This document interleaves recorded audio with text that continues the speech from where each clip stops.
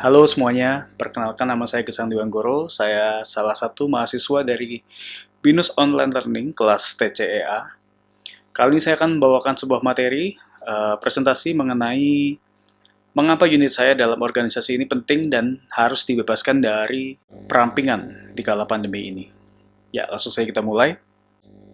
Perkenalkan nama saya Gesang Diwanggoro. Saya perwakilan dari Asosiasi Flight Dispatcher atau FOO di Garuda Indonesia. Kali ini saya akan membawakan sebuah presentasi mengapa Flight Operation Officer atau Flight Dispatcher harus tetap dipertahankan dan tidak boleh ada perampingan di masa-masa pandemi ini. Sebelumnya bisa saya jelaskan apa itu Flight Dispatcher. Jadi dalam sebuah penerbangan, selain daripada pilot, teknik, dan pramugari, ada beberapa personil juga yang penting dalam penerbangan tersebut. Lebih tepatnya, mereka memiliki andil dalam keamanan dan keselamatan penerbangan. Salah satunya adalah Flight Dispatcher itu sendiri. Berdasarkan data yang ada, Flight Operation Officer atau Flight Dispatcher adalah seorang personel penerbangan yang mempunyai otorisasi penuh terhadap penerbangan dalam mempersiapkan dan melaksanakan rencana penerbangan yang berkaitan dengan aspek safety dari penerbangan tersebut. Mulai dari perencanaan penerbangan atau flight planning, memberangkatkan atau melepas penerbangan atau kita sebut dispatch release, kemudian melakukan kontrol atau pengawasan selama penerbangan, kita sebut itu flight watch, sampai dengan pesawat tersebut mendarat di tempat tujuan dengan kondisi yang aman, nyaman, serta efisien. Ada beberapa istilah lain dalam dunia penerbangan. Di Amerika, mereka menyebut profesi ini sebagai aircraft dispatcher. Kemudian di sebagian Asia dan Eropa, juga Afrika, menyebut profesi ini sebagai Flight Operation Officer. Dan ada juga di kawasan Asia Timur, di Middle East dan sekitarnya, menyebut profesi ini sebagai Flight Dispatcher. Mengapa Flight Dispatcher itu penting? Jadi untuk menjadi seorang Flight Dispatcher, seseorang harus melalui berbagai tahapan sebelum pada akhirnya dinyatakan qualified oleh Direktorat Kelaikan Udara dan Pengoperasian Pesawat Udara atau kita sebut sebagai DKUPPU dari Kementerian Perhubungan. Syarat-syarat yang harus dipenuhi adalah sebagai berikut. Yang pertama, personel tersebut harus pendidikan atau kita sebut ground school. Kemudian mereka juga harus melakukan on-the-job training. Kemudian setelah mereka on-the-job training, sebelum license itu diterbitkan, mereka harus melakukan medical check-up. Jadi kesehatan itu sangat penting bagi seorang flight dispatcher. Kemudian mereka juga harus melaksanakan familiarization flight atau familiarisasi penerbangan. Jadi mereka harus terbang di dalam kokpit bersama dengan kokpit crew sebagai observer dan mereka akan melakukan observasi selama penerbangan tersebut berlangsung. Kemudian usia dari seorang flight dispatcher itu harus sudah 21 tahun karena seseorang ketika telah menginjak 21 tahun dapat dikatakan dia sudah dewasa dan capable untuk mengambil keputusan mereka sendiri. Kemudian mereka juga harus lulus proficiency check dan kompetensi check yang dilaksanakan oleh DKUPPU selaku pihak yang bertanggung jawab kepada Kementerian Perhubungan dalam merumuskan serta melaksanakan kebijakan dan standarisasi teknis di perhubungan udara. Kemudian syarat selanjutnya adalah mereka harus lulus tes bahasa Inggris, TOEIC, yaitu standar bahasa Inggris untuk aviation atau penerbangan. Kemudian yang terakhir, seorang flight dispatcher harus melaksanakan recurrent dan proficiency check, di mana seorang flight dispatcher akan kembali ke classroom dan dia akan belajar kembali hal-hal basic dalam penerbangan, kemudian update-update terbaru dalam penerbangan, aturan-aturan terbaru. Setelah itu, mereka akan melaksanakan familiarization flight kembali dan harus mengikuti ujian yang dilaksanakan oleh DKUPPU atau kita biasa sebut itu sebagai proficiency and competency check. Setelah mereka lulus, baru mereka dinyatakan current, license-nya itu up to date, dan mereka kembali dapat bekerja. Dengan catatan, medical check-up mereka juga menyatakan kalau kondisi mereka fit atau sehat. Kemudian beberapa mandatory atau ilmu yang harus mereka kuasai adalah diantaranya mereka harus menguasai mengenai air law dan rules and regulation. Jadi mereka harus mengetahui hukum-hukum penerbangan dan apa saja aturan-aturan yang berkaitan dengan hukum-hukum penerbangan tersebut. Kemudian mereka juga akan belajar mengenai aircraft performance, di mana si flight dispatcher tersebut akan mempelajari suatu performa pesawat dengan type rating yang spesifik. Misalnya mereka belajar mengenai type rating Boeing 737-800, atau katakanlah mereka akan belajar mengenai type rating Airbus 330 atau 777. Mereka akan mempelajari semua buku-buku yang berkaitan dengan performa pesawat tersebut, sehingga pada saat mereka bekerja, mereka akan dapat memastikan bahwa apa yang telah mereka kerjakan di saat mereka harus merilis penerbangan tersebut dapat terbang secara aman, nyaman, dan efisien. Selain dengan aircraft performance, mereka juga akan belajar mengenai weight and balance, di mana load atau muatan dalam suatu pesawat tersebut sehingga pesawat tersebut bisa tetap terbang secara balance. Depan, belakang, kanan, kiri, mereka harus dapat menempatkan posisi-posisi muatan dengan terukur sehingga pesawat tersebut tidak berat ke belakang atau berat ke depan. Kita sebut itu sebagai nose heavy atau tail heavy. Kemudian FOO tersebut juga harus belajar mengenai flight planning, di mana sebelum melakukan rilis terhadap suatu penerbangan, mereka harus mengetahui rute penerbangan tersebut. Dapat saya contohkan seperti penerbangan rute Jakarta ke Surabaya. FOO tersebut harus tahu berapa jarak dari Jakarta ke Surabaya, kemudian berapa ketinggian yang akan digunakan oleh pesawat tersebut, kemudian rute mana yang akan diambil oleh pesawat tersebut sehingga mereka akan dapat terbang secara aman dan nyaman. Dengan melihat berbagai aspek, cuaca di keberangkatan, kemudian cuaca selama penerbangan, dan cuaca di bandara tujuan, atau bandara alternatif di mana pesawat tersebut akan melakukan landing apabila terdapat gangguan di bandara tujuan sehingga pesawat tersebut nggak bisa landing. Kemudian mereka juga harus belajar mengenai flight analysis dan navigasi. Dan juga mereka akan belajar mengenai meteorologi. Jadi mereka harus paham kondisi cuaca, baik itu di bandara keberangkatan maupun bandara tujuan, serta kondisi cuaca selama penerbangan tersebut berlangsung. Mereka harus juga belajar mengenai NOTAM atau Notice to Airmen. Jadi dalam penerbangan ada beberapa informasi-informasi yang sifatnya spesifik terhadap operasional penerbangan.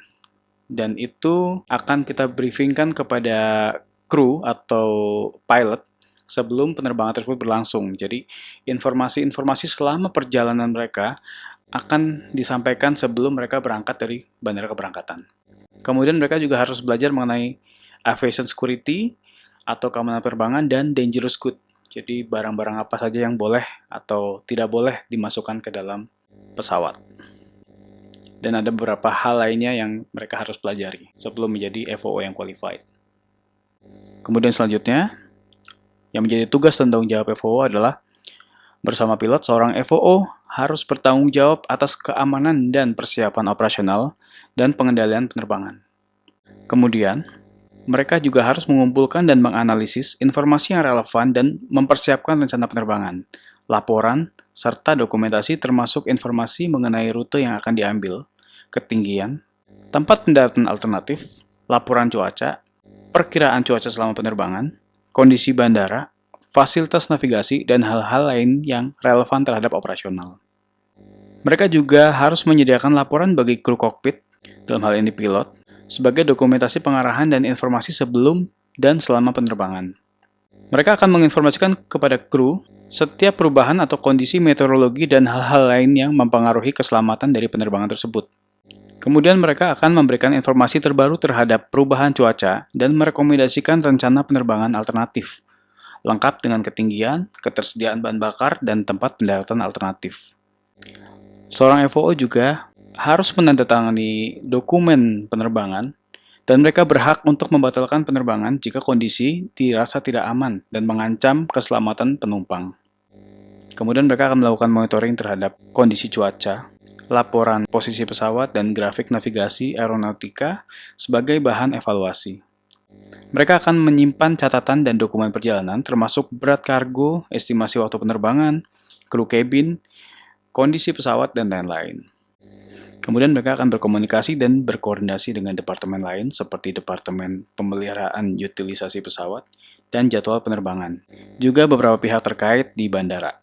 Mereka juga harus merespon situasi darurat, mengkoordinasikan kegiatan, menjalankan tugas sesuai prosedur, memberikan informasi kepada kru dan memberitahu pihak berwenang jika terjadi sesuatu di luar dari prosedur. Lalu mengapa Flight Operation Officer itu penting? Dapat saya jelaskan bahwa Flight Operation Officer memiliki tugas yang sangat besar, tugas dan tanggung jawab yang sangat besar terhadap keselamatan dan keamanan penerbangan. Kemudian, FOO ini juga akan sangat berpengaruh terhadap kelangsungan bisnis perusahaan. Dikarenakan tingkat analisa yang dilakukan seorang FOO akan sangat berpengaruh terhadap untung ruginya suatu perusahaan penerbangan.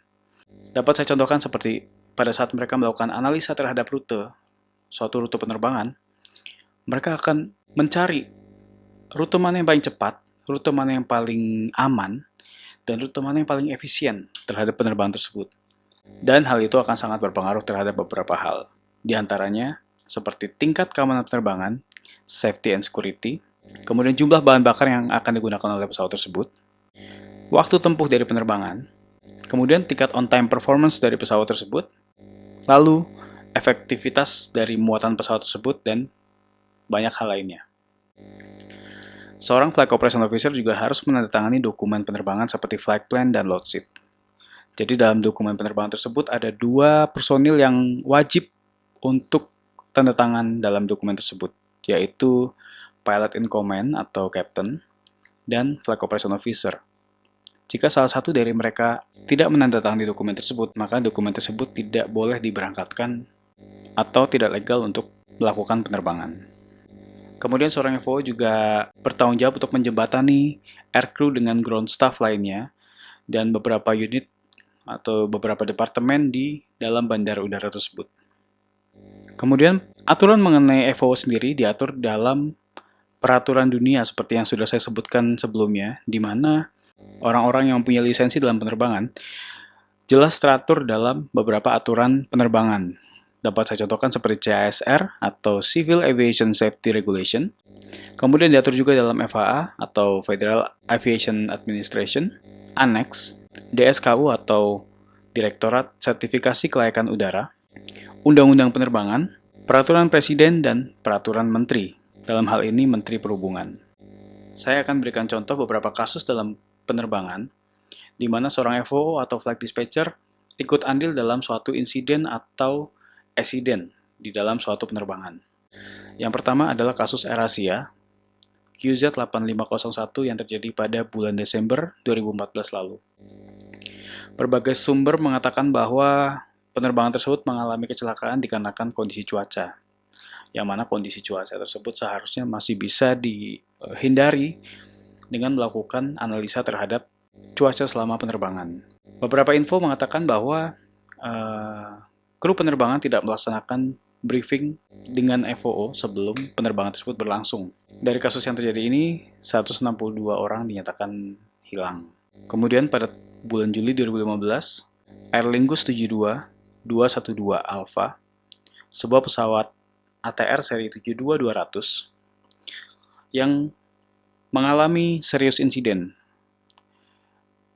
Dari sumber yang saya temukan, dinyatakan bahwa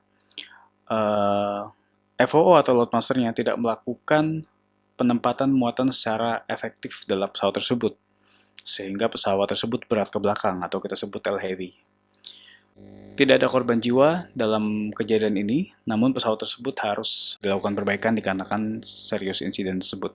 Kemudian kasus yang ketiga terjadi pada penerbangan Lamia, LMI 2933 yang terjadi pada bulan November 2016 lalu. Di mana menurut berita yang diinformasikan, penerbangan ini mengalami deficit fuel atau mereka kehabisan bahan bakar selama penerbangan, sehingga menyebabkan pesawat tersebut harus jatuh di area Argentina. Disebutkan bahwa ada kelalaian dari Flight Operation Officer atau Flight Dispatcher. Diinformasikan bahwa Flight Dispatcher yang menghandle penerbangan tersebut tidak melakukan analisa terhadap bahan bakar secara akurat, sehingga menyebabkan pesawat tersebut kehabisan bahan bakar dan pada akhirnya terjatuh.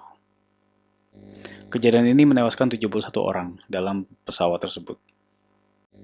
Berdasarkan data yang telah saya sebutkan sebelumnya, cukup jelas terlihat bahwa peran FOO dalam dunia penerbangan sangatlah penting untuk menunjang keselamatan dan keamanan penerbangan, serta menunjang efisiensi atau bisnis proses dari suatu perusahaan penerbangan.